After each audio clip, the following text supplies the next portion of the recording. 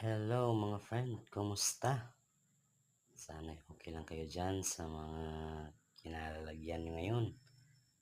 Sa ngayon nga tayo mga friend, namamasada nga pala ako at binibilang ko yung kita ko mula umaga hanggang sa oras na ito mga friend.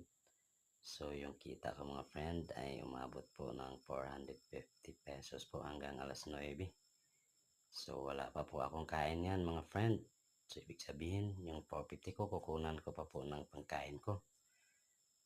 Mahirap ang pamasada pa friend kasi ang dami na rin namamasada, no? So pahirapan yung paghanap ng pasahero.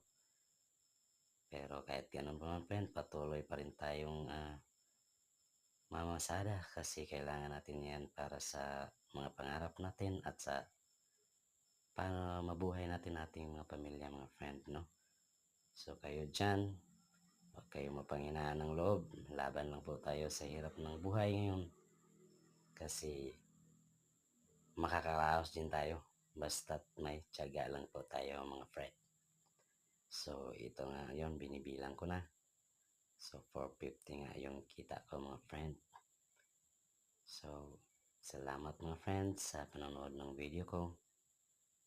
I hope okay lang kayong lahat dyan. Hanggang dito lang po tayo mga friend. Until next time. Bye!